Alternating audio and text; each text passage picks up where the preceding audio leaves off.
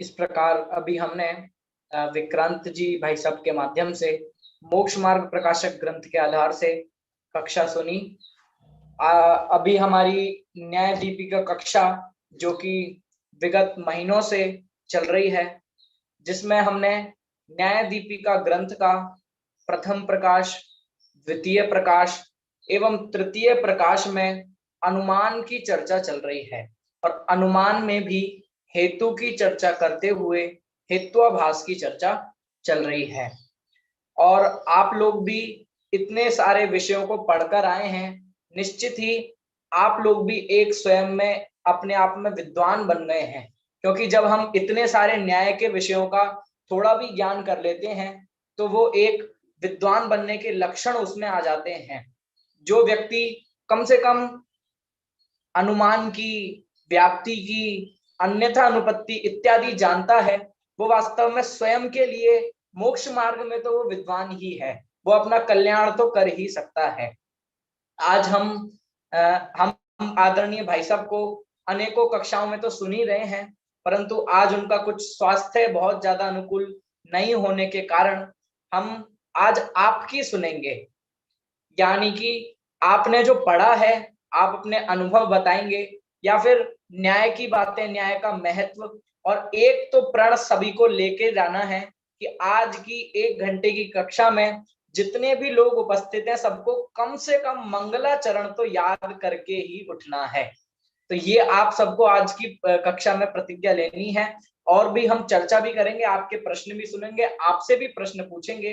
प्रज्ञा दीदी भी हैं, श्रुति हैं, सभी लोग हैं। तो चलिए सबसे पहले हम मंगलाचरण से ही कक्षा को प्रारंभ करेंगे। सभी हाथ जोड़ लीजिए। श्री वर्धमानमर्हन्तं नत्वा बाल प्रबुद्धये विरच्यते मितस्पष्ट संदर्भ न्याय दीपिका। तो इस मंगलाचरण को हम अनेकानेक बार पढ़ चुके हैं, इसका अर्थ भी जान चुके हैं।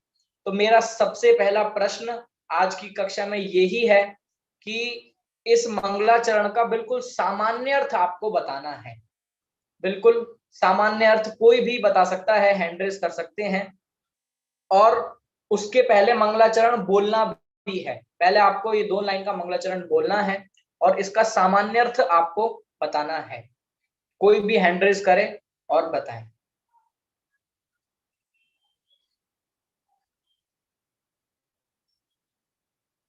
हाँ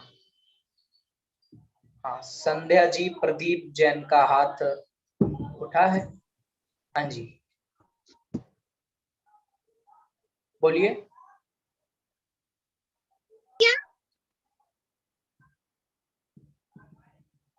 हाँ जी, यही लाइन बोलने की कि अलग मंगलाचरण बोलने का?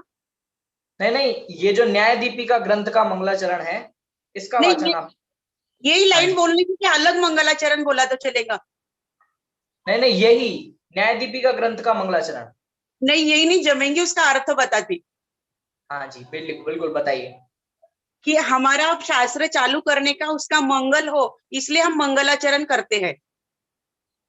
नहीं नहीं, ये बात तो बिल्कुल सही है, परंतु जो हम दीपिका ग्रंथ को पढ़ते समय उसका मंगलाचरण कर रहे हैं उसका अर्थ आपको बताना है। चलिए अभी मैं अर्थ पहले श्रुति से बुलवाऊंगा, पहले आपको श्रुति जी उसका अर्थ बताएंगी, फिर उसके बाद मैं आपसे पूछूंगा। तो हाँ वही बताने का क्या वापिस हमको?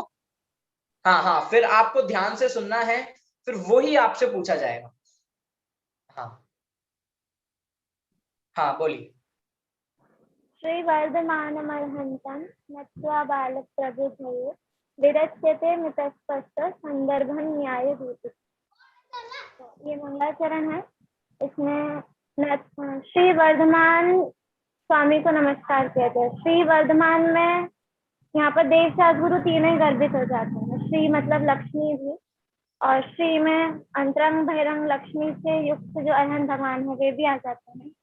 वर्धमान स्वामी को भी नमस्कार कर सकते हैं और अंत दीपक कहकर 24 तीर्थंकरों को भी हम यहाँ पर नमस्कार किया है ऐसा अर्थ ले सकते हैं।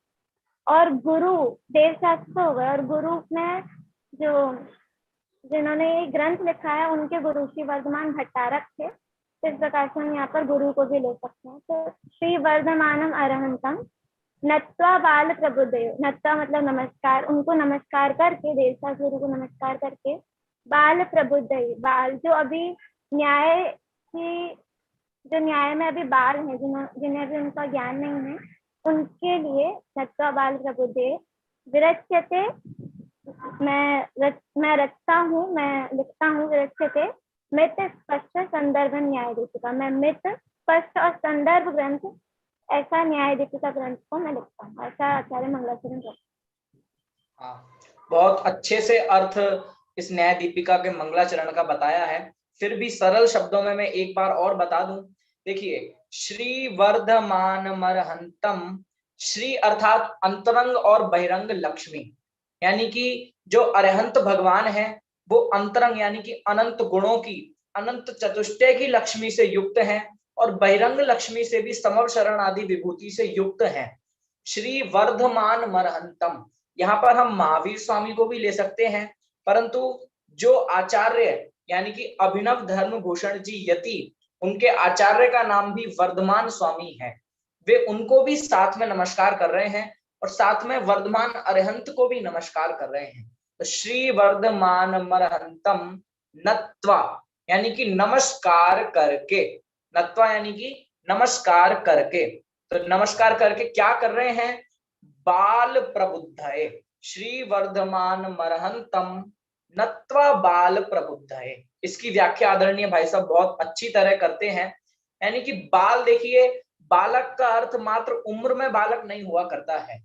बालक का अर्थ होता है यदि कोई 80 साल का वृद्ध है परंतु न्याय के विषय में उसका ज्ञान नहीं है तो वो न्याय की दृष्टि से बालक है। यदि वो जैसे हम हैं तो हम मैथ्स की दृष्टि से हम उसको नहीं जानते तो हम मैथ्स के बालक हैं। तो यानी कि जो जिस विषय में अवंचक है, उस विषय का ज्ञान नहीं है, अनभिज्ञ है, वो उस विषय का बालक है। तो जो आचार्य ने ये न्याय का ग्रंथ लिखा है वो हम जैसे बालकों के लिए लिखा है। अब कोई कहे कि हम तो 35 साल के हो गए, हम कैसे बालक हैं, तो ये हम भी न्याय के विषय में बालक हैं, इसलिए हमारे लिए ग्रंथ लिखा गया है। उन बालकों को प्रबुद्ध करने के लिए बालक प्रबुद्धये, बाल प्रबुद्धये और विरच्यते, विरच्यते में भी एक विशेष बात है कि लिखा जाता है। वे लिख रहे हैं ऐसा नहीं, मैं लिख रहा हूं ऐसा नहीं, विरच्यते, ये लिखा जाता है। और इसकी क्या क्या विशेषताएं हैं, 3 विशेषताएं बताते हैं, मित, स्पष्ट और संदर्भ। क्या, एक तो मित है, मित का मतलब सीधी सरल बात कही जाएगी, सीधी शॉर्ट में बात कही जाएगी। मित यानी कि जो बालक के लिए लिख रहे हैं तो सबको समझ में आनी चाहिए। दूसरी स्पष्ट, इधर उधर घुमाकर बात नहीं होगी, जो बात सीधा कही गई है वो न्याय में सीधा तर्क देकर सीधी कही जाएगी। दूसरी बात स्पष्ट। तीसरा संदर्भ, कि ये मैं कोई अपनी बात नहीं कह रहा हूं। हमने जब न्याय दीपिका ग्रंथ पढ़ी, पग पग पर आचार्य ने अपने ऊपर के आचार्यों के अनेक ग्रंथों के उदाहरण दिए, प्रमाण परीक्षा, परीक्षा मुख इत्यादि जगह जगह अनेकों ग्रंथों के उदाहरण दिए। तो मित, स्पष्ट और संदर्भ, इस प्रकार उन्होंने ये 3 विशेषताएं इस ग्रंथ की बताई मंगलाचरण में। तो विरच्यते मित स्पष्ट संदर्भ न्याय दीपिका, इस प्रकार ये न्याय दीपिका ग्रंथ लिखा जाता है। इस प्रकार सीधा सरल इस मंगलाचरण का अर्थ है। अब मैं चाहूंगा कोई भी अपने सरल शब्दों में इस मंगलाचरण को पहले बोले, फिर उसको इसका अर्थ बताए, कोई भी। हाँ जी,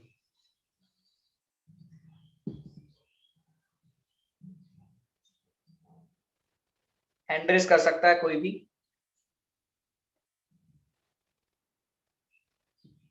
हाँ, दीपाली जी का हैंड रेज हुआ है। हाँ जी, जय जिनेन्द्र। श्रीवर्धमानमर्हन्तं नत्वा बालप्रबुद्धये विरच्यते मितस्पष्ट संदर्भ न्याय दीपिका।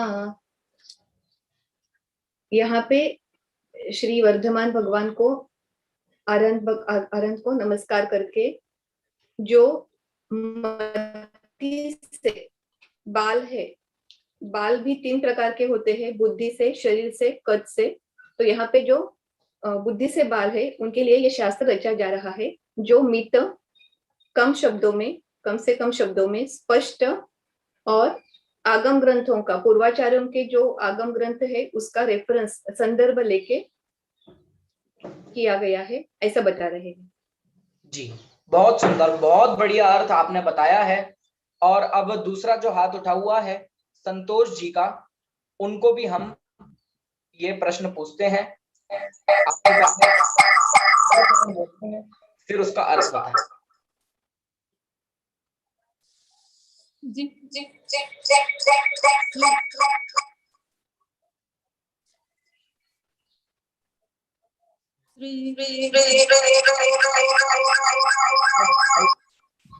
इको कर रहा है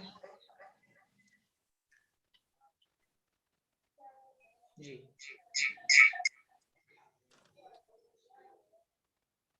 चलिए कोई बात नहीं, शायद से कोई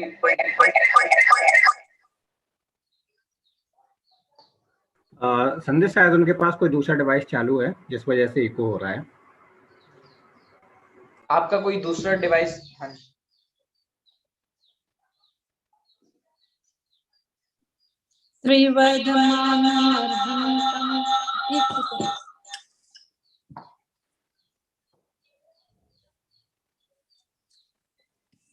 श्रीवर्धमान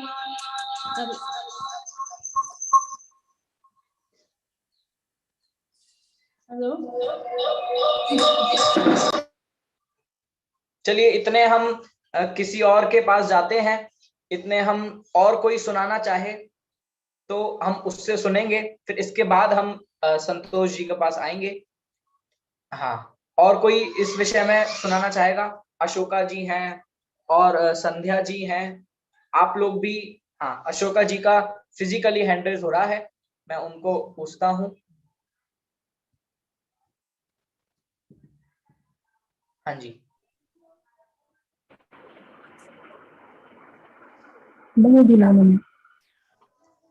जी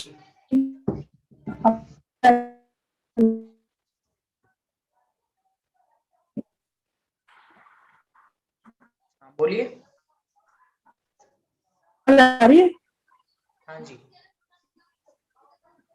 वर्धमानम् अर्हं विरच्यते दीपिका। आपकी आवाज थोड़ी अस्पष्ट आ रही है, एक बार पुनः आप सुनाएं। अच्छा, मैं फैन बंद करती हूँ।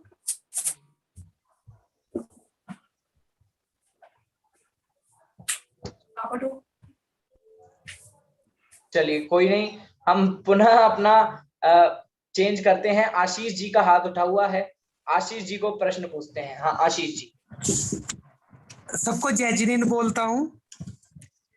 श्री वर्धमान मरहंतम नत्वा बाल प्रबुध्यते प्रबुद्धिये विरच्यते स्पष्ट संदर्भ न्याय दीपिका।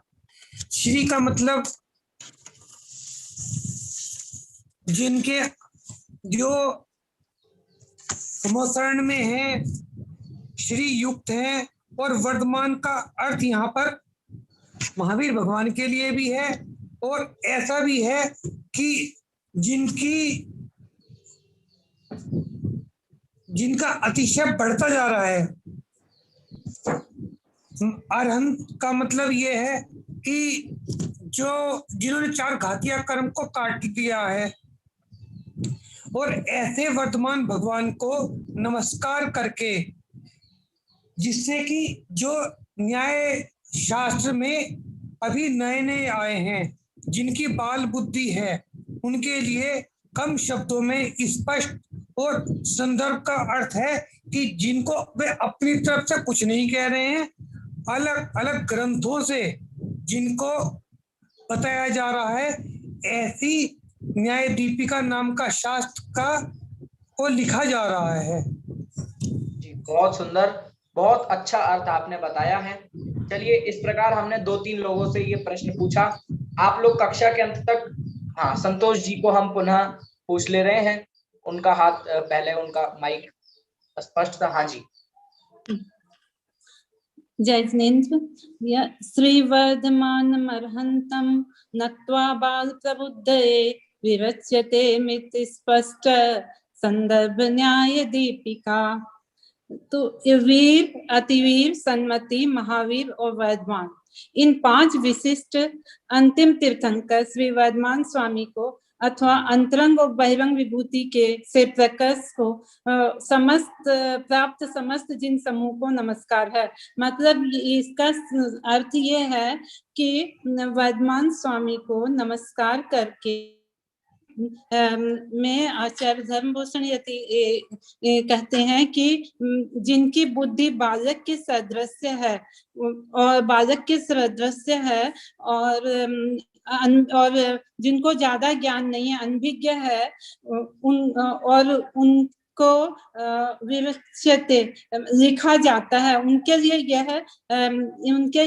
यह ग्रंथ लिखा जाता है। और इस ग्रंथ में मित मतलब कोई घुमा फिरा कर कोई बात नहीं कही गई है, मित है, स्पष्ट लिखते हैं। और संदर्भ और जो विषय है जिसका जो विषय का ज्ञान देना है उसके बारे में इस न्याय दीपिका ग्रंथ में मैं आचार्य धर्मभूषण यति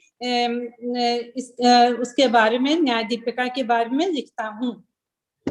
चलिए, बहुत सुंदर, बहुत ही अच्छा अर्थ आपने मंगलाचरण सुनाकर उसका अर्थ बताया।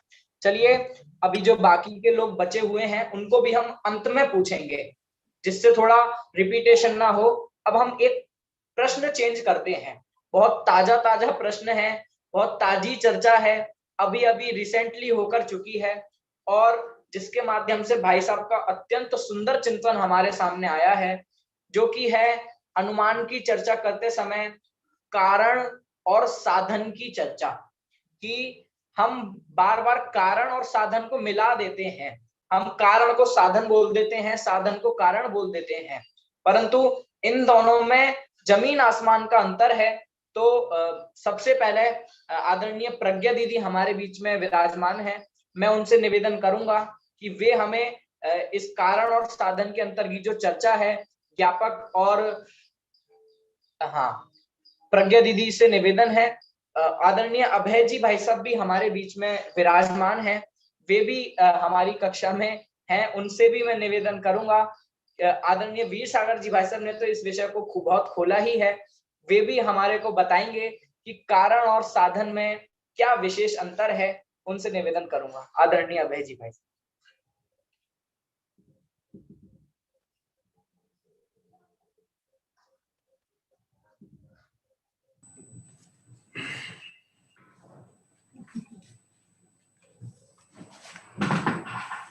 जय जिनेन्द्र सभी को। आवाज आ रही है? जी जी। आप लोगों की आवाज नहीं आ रही मेरे को? हमको आ रही है, आपकी आवाज आ रही है हमको। वीर सागर की आवाज सुन के तो हम खुश हो गए। नहीं हमको आ रही है आज। बहुत अच्छा, बहुत बढ़िया हुआ। देखो, ये थोड़ी सी तो 1 मिनट की भूमिका ये है कि आप लोग अपने समय का सदुपयोग इतने गंभीर ग्रंथ को पढ़ने समझने में कर रहे हैं। और मेरा भी ये प्रिय विषय है, और जब से मैंने वीर सागर की कक्षाएं सुनना प्रारंभ किया है, विशेषकर आप्त परीक्षा की नियमित रूप से, तब से मुझे और ज्यादा इसमें रस आने लगा। कारण और साधन, इन दो की बात अपन करें तो कारण तो उसे कहते हैं जिससे कार्य की उत्पत्ति में जो कारण होता है, और कारण के भेद अलग हैं, साधन के भेद अलग हैं। कारण है उपादान और निमित्त, इन 2 रूपों में कारण की चर्चा न्याय ग्रंथों में आती। यद्यपि आध्यात्मिक या द्रव्यान योग की दृष्टि से निमित्त को उपचार मात्र से कारण कहते हैं, लेकिन ध्यान देने की बात है कि न्याय शैली में ये उपचार को उतना ज्यादा भाव नहीं दिया। अलंग शक्ति भवितव्य तेयम हेतु द्वया विस्कृत कार्य लिंगा, हेतु द्वय से उत्पन्न होने वाला कार्य जिसका लिंग यानी चिन्ह है, ऐसी समंत भद्राचार्य की कारिका है। तो कारण के दो भेद हैं, उपादान और निमित्त। और कारण उपादान कारण तीन तरह का होता है, आप जानते हैं, त्रिकाली उपादान, अनंतर, पूर्व, क्षणवर्ती। लेकिन कारण का लक्षण ये है, एक ऐसी भी व्याख्या आती है कि जिसके बिना कार्य की उत्पत्ति ना होवे ये भी व्याख्या आती है। लेकिन कारण स्वयं कार्य रूप परिणमित होता है, इसलिए मिट्टी कारण है, घड़ा कार्य है, वहां कोई साधन, वो जो साधन जो आप पूछ रहे हो वो साध्य का ज्ञान कराने वाला साधन अलग चीज है। और एक साधन शब्द का प्रयोग होता है 6 कारकों में, तो वो भी कारणों में शामिल हो जाता है। कारक कार्य के प्रति व्यापार भाव से जो परिणमित होता है उसे कारक कहते हैं। तो कर्ता, कर्म, करण, संप्रदान इत्यादि में, जैसे कुम्हार के लिए घड़ा बनाने में व्यवहार से देखा जाए तो उसके जो चक्र हैं, दंड इत्यादि है, जो भी सामग्री है वो व्यवहार से करण में शामिल होती। निश्चय में तो उसी द्रव्य में वही करता है, उसी का परिणमन कर्म है, और उसी की जो परिणमन करने की शक्ति है वो करण है, वो साधन है। तो वो मैटर अलग है कि व्यवहार से षटकारक क्या है और निश्चय से षटकारक क्या है। मैं तो साधन शब्द के प्रति सावधान कर रहा हूं कि जब षट कारकों की चर्चा होवे तो साधन शब्द का अर्थ अलग होता है, करण कारक को साधन कहते। और जब अनुमान का प्रसंग होता है, जहां साध्य का ज्ञान कराने वाला जो अविनाभावी चिन्ह है उसे साधन कहते। मैं एक वो टिप्स आपको देता हूं कि दादा ने त्याग और दान का अंतर समझाने के लिए कौन सी कला अपनाई कि जहां त्याग शब्द लागू होता है वहां दान रखो, और जहां दान शब्द लागू होता है वहां त्याग रखो। पता चल जाएगा क्या अंतर है। औषधि त्याग और औषधि दान, आहार त्याग और आहार दान, कितना फर्क समझ में आ जाता है मात्र शब्द परिवर्तन से। ऐसे धुआं अग्नि के ज्ञान उत्पन्न करने में ज्ञान का साधन है, तो क्या कारण भी है? धुएं से अग्नि उत्पन्न होती है क्या? अग्नि तो उत्पन्न ईंधन से होती है।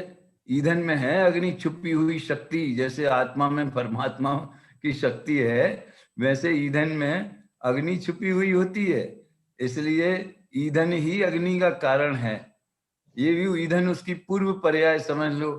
और ज्यादा गहराई में जाना हो तो अग्नि ही अग्नि का कारण है। खैर अपन को उस ट्रैक पे अभी नहीं जाना है, लेकिन इतना तो पक्का है ना कि धुआं अग्नि का कारण नहीं है, बल्कि उसमें उल्टा कर देंगे।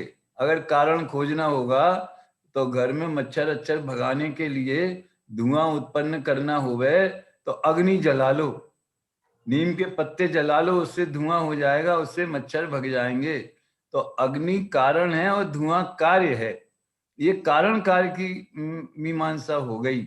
लेकिन साधनात् साध्य विज्ञानम में तो जो धुआं से अग्नि का ज्ञान किया, तो जिस अविनाभावी हेतु से या अविनाभावी जिस चिन्ह से समझ लीजिए किसी साध्य विशेष का ज्ञान कराते हैं उसे साधन कहते हैं। तो कार्य की उत्पत्ति में जो नियम से साधन भूत है या कारण भूत है या कार्य रूप स्वयं परिणमता है वो कारण है।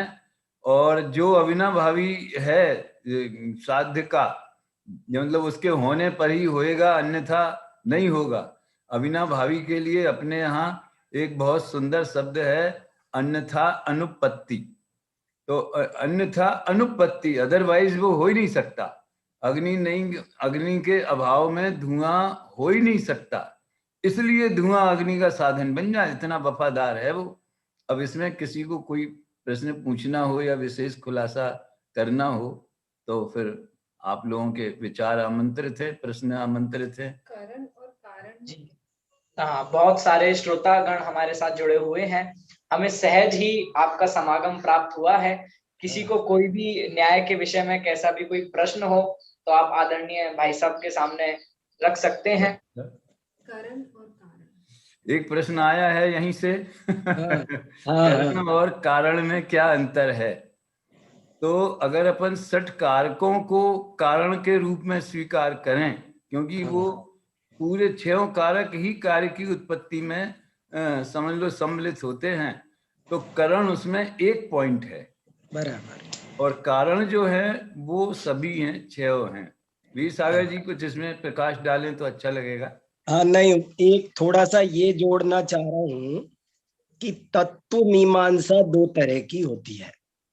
एक जो जितनी भी फिलॉसफीज है उस फिलॉसफी में दो दृष्टि से विचार किया जाता है। एक को कहते हैं कारक तत्व मीमांसा और एक को कहते हैं ज्ञापक तत्व मीमांसा। तत्व ही 2 तरह के बताए हैं, एक कारक तत्व, एक ज्ञापक। जैसे ये जगत क्या है, कैसे बना है, कौन बना रहा है, कैसे चल रहा है, तो इस पर जब विचार होगा तो उसका नाम होगा कारक तत्व मीमांसा। लेकिन उस जगत के बारे में जो हम ज्ञान कर रहे हैं, हमारा वो ज्ञान सही है कि नहीं, उसकी तुलना करना, उसका विमर्श करना, उसकी समीक्षा करना, वो ज्ञापक। जैसे अग्नि कैसे पैदा होती है, एक तो ये विचार है, और एक अग्नि का ज्ञान कैसे हो, एक तो अनुभूति होती कैसे, एक तो उसके जनक कारणों की चर्चा होती है, उसके उत्पादक कारणों की चर्चा, और एक उसके ज्ञापक कारणों की चर्चा होती है। तो जब ज्ञापक कारणों की चर्चा होती है वहां साधन शब्द का इस्तेमाल होता है, और जब कारक तत्व की चर्चा होती है तो वह कारण बोला जाता है। जैसे न्याय शास्त्र में तो ये बात बराबर बोल, जैसे नार्थालोकं कारणम, अर्थ और आलोक ज्ञान के कारण नहीं है। कारण नहीं है माने जनक कारण नहीं है, उत्पादक कारण नहीं, उत्पादक कारणों का निषेध है। और धूम अग्नि का साधन है, तो साधन माने साधन ही है। लोक में तो ऐसे प्रयोग बहुत चलते हैं कि साधन की जगह कारण, कारण की जगह साधन। जैसे ये बोल देंगे कि भाई ये शिक्षा के साधन है, कार बस ट्रेन ये यात्रा के साधन है, पर वास्तव में बस ट्रेन साधन नहीं है, कारण है। वो करण कारक वाले साधन जरूर है। तो एक ये भ्रम करण कारक से कभी कभी थोड़ा होता है, लेकिन अपन 2 मीमांसा अलग अलग रखेंगे ना, कारक तत्व मीमांसा और ज्ञापक तत्व मीमांसा, तो थोड़ा सा क्लियर रहेगा एकदम। यही बात है वीर सागर। हाँ भाई साहब, एक दिक्कत ये होती है कि हाँ अपने ग्रंथों में हेतु शब्द का प्रयोग दोनों संदर्भों में हो जाता है। हाँ बराबर बराबर, अनुमान में प्रतिज्ञा हेतु हाँ तो ये तो बराबर, प्रतिज्ञा और हेतु तो अनुमान के अनिवार्य अंग हैं, और कारण के लिए भी हेतु बोल देते हैं, हेतु द्वयास्पद। तो प्रसंग अभी मैंने एक छोटा सा लेख लिखा है साधन और कारण करके। अच्छा। और उसमें ये बात खोली है कि ऐसा क्यों होता है, फिर क्या शास्त्रों में क्यों ऐसा कर, तो कहा कि कारणों की खोज का ही नाम दर्शन शास्त्र है। समीचीन कारणों की खोज को ही फिलॉसफी कहते हैं।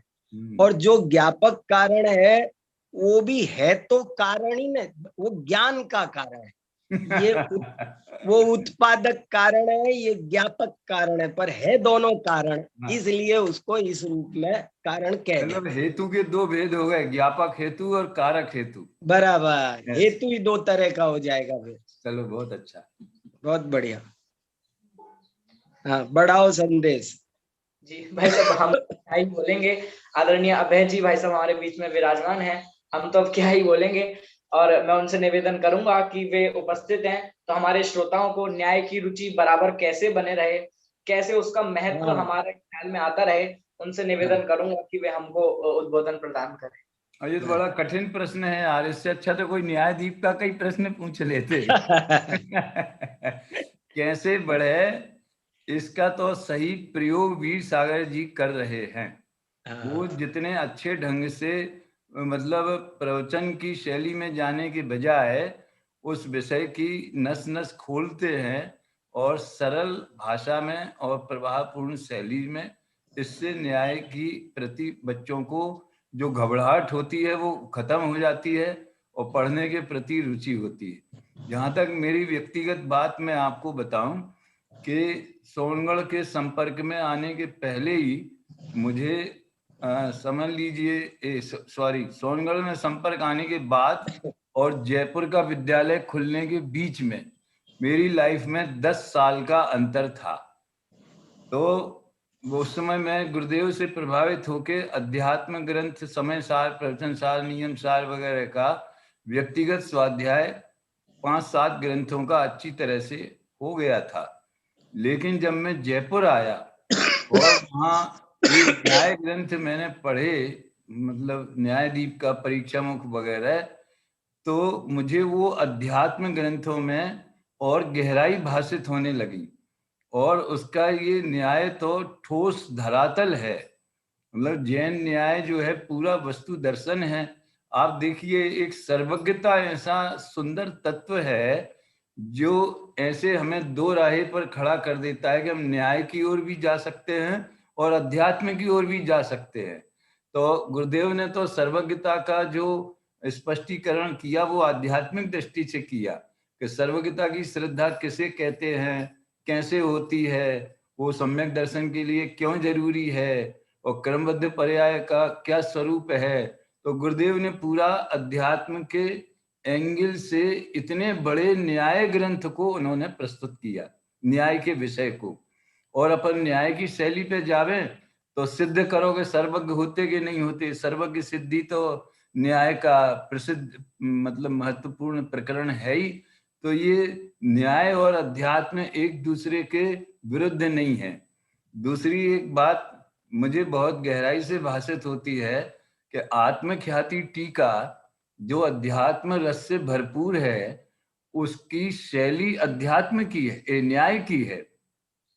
जैसे 17वीं 18वीं गाथा में बिल्कुल अनुमान की भाषा का प्रयोग है, तथोपत्ति अन्यथा अनुपत्तिभ्याम यानी तुम सम्यक दर्शन ज्ञान चारित्र प्रकट करोगे तो तथोपत्ति होगी, और सम्यक दर्शन ज्ञान चारित्र नहीं होगा तो अन्यथा अनुपत्ति यानी मुक्ति भी नहीं होगी।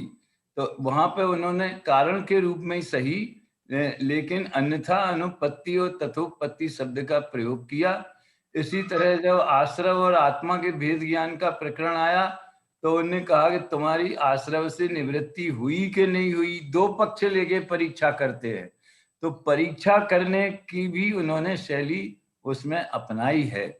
तो अगर हम मान लीजिए थोड़ा बहुत हमें अपने पढ़ाई में ये द्रव्य संग्रह में, तत्वा सूत्र में, आजकल समय सार का जो मौसम चल रहा है उस हिसाब से अगर अपने को अध्यात्म का परिचय थोड़ा बहुत है तो उसको अगर अपन न्याय से जोड़ें तो अब देखो दादा ने भी पूजन साहित्य में न्याय की झलक दिखाई। आलोक ज्ञान का कारण है, इंद्री से ज्ञान उपजता है, ये मान रहा था पर क्यों कर जड़ चेतन सर्जन करता है।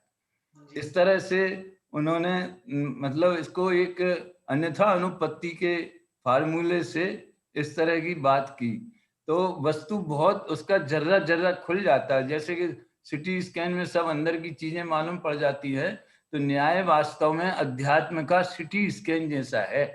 तो इस दृष्टि से उसकी उपयोगिता समझेंगे तो उसको पढ़ने में रुचि होगी। और हमें कोई बहुत बड़े न्यायविद बनना हो, वह कोई अगर न्याय के ग्रंथों में पीएचडी करना चाहे वो बात अलग है, वो उसकी विशेष योग्यता है। लेकिन सामान्य स्वाध्याय के हिसाब से तो मैं समझता हूँ परीक्षा मुख और न्यायदीप का ये प्रारंभिक ग्रंथ है। और सर्वज्ञ सिद्धि समझना हो वे विशेष रूप से तो आप्त परीक्षा है या अपने जी प्रमेय रत्नमाला वगैरह है, ऐसे 2-3 ग्रंथों के लेकिन पक्का होना चाहिए न्यायदीप का और परीक्षा मुख। ये पहाड़े जैसे हैं जो 2 दूनी 4 2 तिया 6 वगैरह अपन टेबल पढ़ते हैं ना बच्चे लोग, उसके आधार पर पूरी गणित होती है। अगर यही नहीं है तो वो कुछ समझ में नहीं आएगा। ये न्याय भी बड़ा प्रिय विषय है। जैसे गुरुदेव ने समय सार रूखा माना जाता था, लेकिन गुरुदेव ने इस ढंग से प्रस्तुत किया कि अब लोगों को उसी में ही रस आता है। दूसरी क्रियाकांड या व्यवहार प्रधान बातें जान जरूर लेते हैं, लेकिन उसमें हमारा वीर्य उल्लसित नहीं होता है जितना कि स्वानुभूति वाले प्रकरणों में होता है। हजारों बार वो प्रकरण चर्चा करें, पूछें, वही प्रश्न आवे, तो भी न वक्ता बोर होता है न श्रोता बोर होते, इतना उसको रसप्रद बना दिया। ऐसे ही ये प्रयोग हो रहा है, समझ लो आप लोगों की कक्षाओं के माध्यम से, वीर सागर जी के योगदान से, कि जब न्याय भी जो रूखा और कठिन, गणित जैसा कठिन माना जाता है, वो भी रसप्रद होने लगा। तो उसको समझ में आएगा तो रस आने लगेगा, और तो कोई बात है नहीं। जी भाई साहब, मेरा एक नीति वाक्यामृत ग्रंथ है एक अपना, नीति वाक्यामृत। हाँ, उसमें ऐसा लिखा है, आन्वीक्षिकी अध्यात्म विषये। अच्छा, सूत्र है नीति वाक्यामृत में, तो उसमें एक सूत्र दे रखा है, आन्वीक्षिकी अध्यात्म विषये, मतलब न्याय विद्या मुख्य रूप से अध्यात्म के लिए बनाई, विकसित की गई है। बोलो। हम अपने अनुभव से कह रहे हैं, आपने आगम प्रमाण दे दिया। हाँ, आन्वीक्षिकी अध्यात्म विषये। खेमचंद, शायद खेमचंद कुछ कह रहे थे। अच्छा, मुझे पता नहीं, हो तो बोलने दो। अच्छा है, बहुत लगा संदेश है। नहीं, उधर कोई झलक सी दिखी थी। अच्छा, नहीं भाई साहब, नहीं। हाँ, ठीक है जी। और कोई भी श्रोतागण कैसा भी प्रश्न, कोई भी विचार अपने रखना चाहे तो वो आमंत्रित हैं। अभी हमें सहज समागम इतने बड़े बड़े विद्वानों का मिल रहा है, हमें भरपूर लाभ ले लेना चाहिए। और देखिए, मेरे को सूचना प्राप्त हुई थी कि आदरणीय वीर सागर जी भाई साहब की तबीयत थोड़ी ठीक नहीं है, तो वे नहीं बोलेंगे, मात्र सुनेंगे। परंतु वो है ना कि जब जो आत्मार्थी होता है और जब बात चल रही हो तो जो मोर होता है वो बारिश को देखकर स्वयं को रोक नहीं पाता है, बोलता ही है, सहज हो जाता है। तो हमारे सौभाग्य से उन्होंने भी हमको बहुत हमारे जीवन उपयोगी बात बताई। संतोष जी का कोई प्रश्न वे पूछ रहे हैं। हाँ,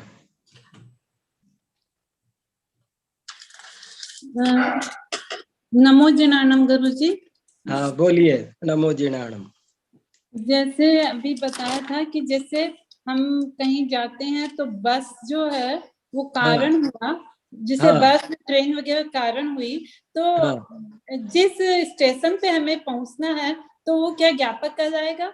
नहीं, वो तो अभी तो अपना कारण ही, वो तो सब यात्रा के साधन जिनको बोल रहे हैं हम, वो भी निमित्त उपादान रूप कारणों के अंतर्गत ही है ना। अच्छा, भले निमित्त कारण है, अच्छा, पर कारण है, साधन नहीं है। साधन वो होता है जो ज्ञापक होता है। जी, वो एक लेख पढ़ लेना, एक छोटा सा ही है, 2 ही पन्ने का है, जरा सा। ठीक है। हाँ, बहुत बड़ी बात नहीं है। हाँ। न्याय की परिभाषा पूछो किसी को, न्याय की परिभाषा। हम न्याय पढ़ रहे हैं तो न्याय की परिभाषा आदरणीय भाई साहब भी बहुत बार बता चुके हैं, और वे कोई भाव भी बताना चाहे किसे कहते हैं न्याय, आप लोग हैंड रेज करें। हाँ, कोई भी। हाँ, दीपाली जी का हैंड रेज है। दीपाली जी। नए प्रमाणात्मको न्यायः। वेरी गुड, बहुत अच्छा, बहुत अच्छा। न्याय किसे कहते हैं? प्रमाण नयात्मको न्याय या नए प्रमाणात्मको न्याय। न्याय की व्युत्पत्ति अर्थ क्या है? हाँ, अब इसकी व्युत्पत्ति कौन बताएगा? कोई बताएगा भाई? बताओ, न्याय की व्युत्पत्ति कौन बताएगा? हिमांशु, न्याय की व्युत्पत्ति बोलोगे कोई? श्रुति बोलेगी। मैं बोलता हूं, देखो, नी पूर्वकात इण गतौ धातु, और जितने भी गत्यर्थक है वे सब ज्ञानार्थक भी होते हैं।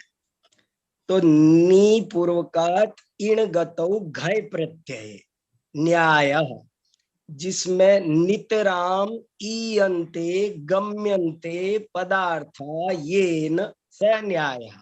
नितराम, नितराम माने सम्यक रूपेण, निश्चित रूपेण। नितराम ईयन्ते, ईयन्ते माने गम्यन्ते पदार्था येन स न्यायः। मैं इनको सबको कह रहा हूं, मैंने इनको एक लक्षण कोश बना के दिया है, एक व्युत्पत्ति कोश बना के दिया है, एक शब्द कोश बना के दिया है, एक जैन न्याय का पर्यायवाची कोश बना के दिया है कि ये सब थोड़े थोड़े तैयार कर लो तो न्याय फटाफट पढ़ पाओगे। अब जैसे न्याय में अध्यक्ष माने भी प्रत्यक्ष होता है, अध्यक्ष माने और कुछ नहीं, वहां अध्यक्ष माने प्रत्यक्ष। तो क्या क्या पर्यायवाची है वो सब ध्यान रहना चाहिए। न्याय की व्युत्पत्ति और न्याय की परिभाषा। न्याय का लक्षण क्या है? प्रमाणमयात्मको न्याय। और न्याय की व्युत्पत्ति क्या है? नितराम, नितराम, नितराम माने 100% एक्यूरेट, उसमें कोई गलती नहीं आनी चाहिए। कभी कभी तो आ जाती है, ऐसे नहीं चलेगा। वहां बिल्कुल 100% एक्यूरेसी को कहा नितराम। ईयन्ते गम्यन्ते अर्थः येन स न्यायः। स्मृति प्रमाण का स्वरूप बताओ, कोई स्मृति प्रमाण का स्वरूप क्या है? कौन बताएगा? स्मृति प्रमाण का क्या स्वरूप है? स्मृति जहाँ एक बार स्मृति है और स्मृति प्रमाण का स्वरूप है। एड्रेस का जिसको बताना है।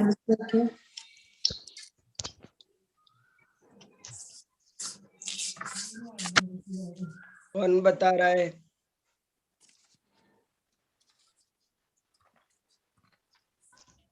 अरे और कुछ नहीं तो इतना बोलो कि ये परोक्ष प्रमाण का एक भेद है।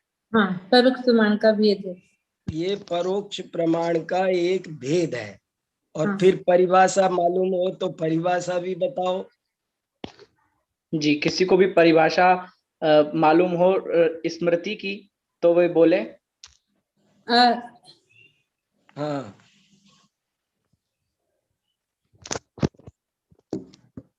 चलिए, हैंड रेज हो रहे हैं। दीपाली जी बोल रही है, दीपाली जी को सुनो। विशद परोक्षम। जी, संस्कारोद्बोध निबंधनात् वित्याकारा स्मृति ही। अब इसका अर्थ बताओ, क्या मतलब हुआ? संस्कार के जागृत होने का नाम। हाँ, और संस्कार माने, संस्कार किसको कहा? पूर्व ज्ञान, पूर्व का ज्ञान, पूर्व ज्ञान का जागृत होना स्मृति है। अच्छा, एक प्रश्न इंपॉर्टेंट है। दुनिया का कोई भी दर्शन स्मृति को प्रमाण नहीं मानता।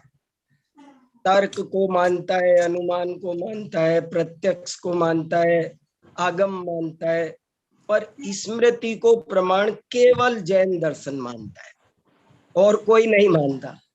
तो जैन आचार्यों ने क्यों माना स्मृति को प्रमाण? एक दिन हमने बहुत लंबी चर्चा की थी।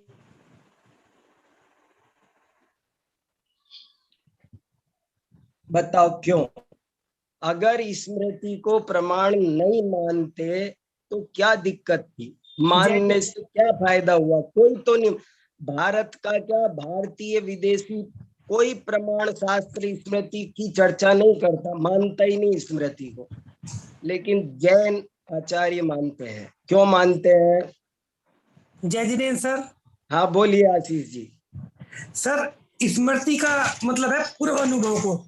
उन लोगों का कहना यह है कि इसमें कोई नया ज्ञान नहीं प्राप्त हो रहा है। इसलिए वे लोग कहते हैं कि क्योंकि इसके अंदर नया ज्ञान नहीं प्राप्त हो रहा है, इसलिए ये प्रमाण नहीं है। और जैन आगम का मानना ये है क्योंकि ये भी पहले भी प्रमाण के आधार पर ये सिद्ध हो अरे चुका। आप लोग इम्पोर्टेंट बात भूल गए। शिल्पा जी का देखो सुनो, अब याद रखना, भूलना नहीं कभी। जी सर। जैन आचार्यों का तर्क है कि यदि हम स्मृति को प्रमाण नहीं मानेंगे, स्मृति को अप्रमाण मानेंगे तो स्मृति के आधार पर तो प्रत्यभिज्ञान बनेगा, वो भी गलत हो जाएगा। प्रत्यभिज्ञान के आधार पर तर्क बनेगा, वो भी गलत हो जाएगा। तर्क के आधार पर अनुमान बनेगा, वो भी गलत हो जाएगा।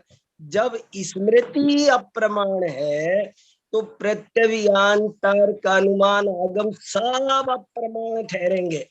इसलिए स्मृति को प्रमाण मानना आवश्यक है। समझ में आया? अब बताओ कोई मैंने क्या बोला? ये सर बिल्कुल समझ में आ गया सर। सर मैंने जो बोला वो बताओ, स्मृति जी सर। को प्रमाण क्यों मानना जरूरी है? सर ये सीक्वेंस में है सर ये, और ये सबसे पहला परोक्ष प्रमाण है। उसके बाद ही जो है प्रतिविज्ञान बनेगा, स्मृति के आधार पर प्रतिविज्ञान बनेगा, और प्रतिविज्ञान के आधार पर तर्क बनेगा, तर्क के आधार पर अनुमान बनेगा। ये सारे के सारे अप्रमाण हो जाएंगे, इसलिए ये प्रमाण है। हाँ सर ये पहली बार समझ में आया सर, ये क्लियर। हाँ ये यार, अच्छा देखो वो लोग क्या कहते हैं जो नहीं मानते हैं, वो क्या कहते हैं, हम तो मानते हैं, वो क्या कहते हैं वो आपको बता दिया हमने क्यों मानते हैं हम। लेकिन वो नहीं मानते, उनसे पूछा भैया तुम क्यों नहीं मानते, क्या कारण है, तो वो कहते हैं कि स्मृति में विसंवाद होता है, कुछ भी याद रह जाता है, भूल जाते हैं। मुझे याद है मैंने 10,000 रुपए दिए थे तुमको, अब इस याद का क्या करे? याद कोई प्रमाण है? कोर्ट में याद वाद कुछ चलता नहीं है। माने याद को प्रमाण नहीं माना जा सकता, क्योंकि याद तो कुछ भी रह जाता है। मुझे याद है, ऐसे तो हर कोई आदमी कह देगा मुझे याद है। तो इसलिए वो कहते हैं हम इसलिए नहीं मानते स्मृति को प्रमाण, क्योंकि उसमें विसंवाद पाया जाता है। फिर जैनाचार्य क्या उत्तर देते हैं? वो कहते हैं कि विसंवाद पाया जाता है। भाई ऐसे तो हर आदमी कह देगा मुझे याद है, तो कैसे काम चलेगा? दुनिया में भी काम नहीं चलेगा, दुकान पर भी लिखना पड़ता है बही खाते में। कोई बैंक में जाके कहे मैंने दे दिया था पैसे, वो नहीं मानेंगे, वो कहेंगे प्रूफ दिखाओ, कागज दिखाओ। तो वो कहते विसंवाद है, इसलिए हम नहीं मानते। अब जैन आचार्य क्या बोलते हैं बताओ? जैन आचार्य बोलते हैं, मैं कल फिर पूछूंगा ये 2-3 सवाल। जैन आचार्य कहते हैं कि भैया जहां विसंवाद है उसको हम स्मरणाभास मान लेंगे, लेकिन जहां विसंवाद नहीं है उसको तो प्रमाण मानो। यही तो एक खास अंतर है प्रमाण और प्रमाणाभास में। अभी मैं आपसे एक प्रश्न ये भी पूछने वाला था कि प्रमाण और प्रमाणाभास में क्या अंतर है। तो एक ही अंतर है, सिर्फ एक ही अंतर है कि प्रमाण अविसंवादी होता है और प्रमाणाभास वो विसंवादी होता है। उसमें विसंवाद माने भ्रम होता है, अज्ञान होता है, ये फर्क है। तो जिस स्मृति में विसंवाद है उस स्मृति को आप स्मरणाभास मानेंगे, लेकिन सारी स्मृति को यदि हमने अप्रमाण माना तो ये तो बहुत एक बड़ी दिक्कत होगी कि स्मृति के बिना प्रत्यभिज्ञान नहीं बन सकता, प्रत्यभिज्ञान के बिना तर्क नहीं बन सकता। आप अनुमान कैसे घटित करोगे? व्याप्ति के आधार पर। व्याप्ति कैसे बनेगी? स्मृति के आधार पर। और वो स्मृति अगर अप्रमाण है तो आपका तो सारा अनुमान ही अप्रमाण हो गया। वीर सागर जी भाई साहब, मुझे एक प्रश्न हो रहा है कि जो स्मृति को इसलिए प्रमाण माना, हाँ अन्यथा प्रत्यभिज्ञान वगैरह प्रमाण नहीं ठहरेंगे। तो ये तो उसका हाँ प्रमाण तो पराश्रित हो गया ना, स्मृति हाँ, तो में कौन उनका सा गुण घटित हो रहा है प्रमाण का? वेरी गुड, ये इसीलिए तो ये परोक्ष प्रमाण है। प्रतीत्यंतरा व्यवधान, ये प्रतीत्यंतरा व्यवधान है ना, ये प्रत्यक्ष प्रमाण होते जब तो स्वाधीन होते हैं, ये एक दूसरे पर अवलंबित है, इसीलिए ये परोक्ष प्रमाण है। बहुत बढ़िया। अवलंबन है इनमें, और इसीलिए इनको परोक्ष में माना। प्रत्यक्ष होते तो अपने से खड़े हो सकते थे। बहुत बढ़िया। अच्छा चलो बोलो भाई, आगे बढ़ो। हाँ हाँ हाँ, मैं चाहूंगा कि इसी बात को कोई भी श्रोतागण रिपीट कर दे तो उसको भी पक्की हो जाएगी। शिल्पा जी कहना चाह रही थी, तो मैं हाँ शिल्पा जी को आमंत्रित करता हूँ।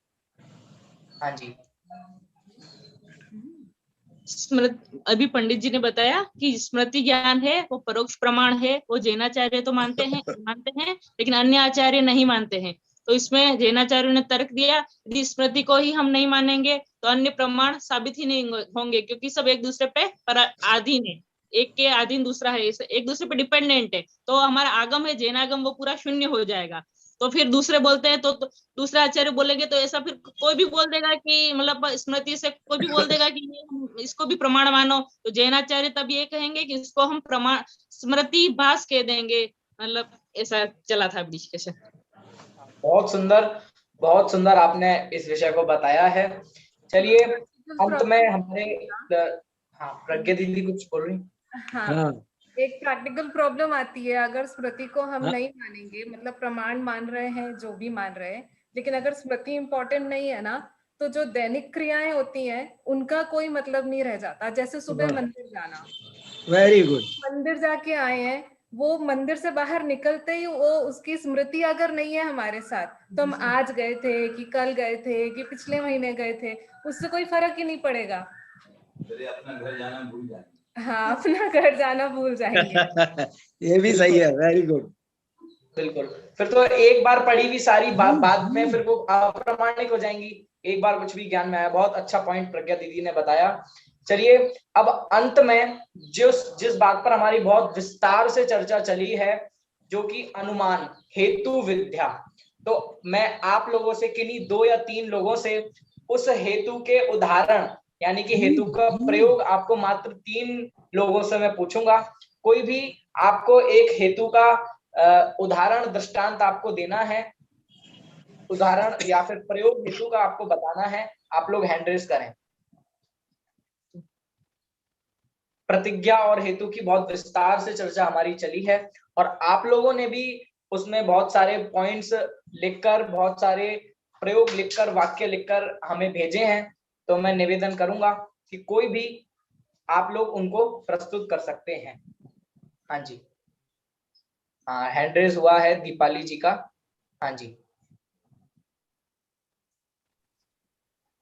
श्रेणिक राजा सम्यक्त्री होकर भी व्रत धारण नहीं कर सका, क्योंकि उसे पहले ही नरकायु का बंध हो चुका था। ये हो जाएगा। ये भाई साहब आप बताएंगे कुछ? मेरे ख्याल से एकदम ठीक है, हेतु है। ये तो शास्त्र का नियम है ना कि नरक गति का बंध हो गया हो तो व्रत धारण नहीं कर सकते। जी बिल्कुल, ये बिल्कुल सही है। दूसरा प्रस्तुत कर रही हैं शिल्पा जी। हाँ जी। आज गुरुवार है क्योंकि कल बुधवार था, ये तो पूर्वचर हेतु हो गया, और आज गुरुवार है क्योंकि कल शुक्रवार है, ये उत्तरचर हेतु हो गया। इस प्रकार से 2 हेतु। हाँ बहुत सुंदर। एक और कोई अंत में कोई भी प्रस्तुत करना चाहे तो कर सकता है, कोई भी। चलिए कोई बात नहीं, अब हमारे पास 2 मिनट और बचे। हाँ अशोका जी का हाथ उठ रहा है, फिजिकली पे हैंड रेज कर रही हैं। हाँ जी बोलिए। हाँ जी, सर्वज्ञ है क्योंकि उनके ज्ञानावरणी दर्शनावरणी मोहनीय कर्मों का नाश है। जी बिल्कुल, ये आपका बिल्कुल सही है। इस प्रकार हमने ये सुना। अब अंत में एक और बार हम न्याय दीपिका ग्रंथ के मंगलाचरण को बोलकर अभी की कक्षा को हम विराम देंगे। मैं चाहूंगा आप में से कोई भी जिसको याद हो गया हो वो हमारे सामने बोले। हाँ, संध्या जी। जी बोलिए। जितेंद्र, आवाज आ रही? जी। श्रीवर्धमान मर्हन्तं नत्वा बाल प्रभुत्वे वीरश्च ते मित स्पष्ट संदर्भन्याय दीपिका ग्रंथ, संदर्भन्याय दीपिका ग्रंथ। अर्थ बताना चाहती हूँ। श्री वर्धमान अरिहंत भगवान अंतरंग और बहिरंग लक्ष्मी से युक्त होते हैं। अंतरंग लक्ष्मी यानी आत्मा की यानी समोशर है, मोक्ष में जा सिद्धालय, और बहिरंग लक्ष्मी यानी समोशरण। आचार्य ने न्याय दीपिका ग्रंथ हमारे लिए लिखा है। हम बालक है, हम कितने ही बड़े हुए लेकिन हम बालक ही है। और उसमें 3 बातें की, मीत, स्पष्ट, संदर्भ। इसमें उन्होंने कहा कि यह मैं अपनी ओर से नहीं कह रहा हूँ, ये आचार्य करे। इस प्रकार इसका अर्थ है। जय जय जिनेंद्र पंडित। बहुत सुंदर। देखिए संध्या जी को हमने पहले भी ये प्रश्न पूछा था कक्षा के प्रारंभ में, उन्हें नहीं पता था और उन्होंने 1 घंटे पहले कभी बैठी नहीं थी ना, आज पहली बार बैठी। जी बहुत सुंदर। अब आपको और सभी कक्षाएं अटेंड करेंगे तो आपको फिर भी बहुत सारा लाभ हो सकता है। उन्होंने 1 ही घंटे में इसको याद करके हमारे सामने प्रस्तुत किया। चलिए, बहुत सुंदर आज की कक्षा रही। आदरणीय भाई साहब की तबीयत अनुकूल नहीं थी, फिर भी हमारे सौभाग्य से हम पर करुणा कर वात्सल्य से उन्होंने हमें उनका लाभ दिया और सहज ही समागम आदरणीय अभय जी भाई साहब का भी हमें प्राप्त हुआ। उनके हम बहुत बहुत आभारी हैं। बहुत अच्छा संचालन करते, बहुत बढ़िया संचालन करते। हमारा तो कुछ भी नहीं है, आदरणीय भाई साहब का हमें लाभ मिलता रहता है।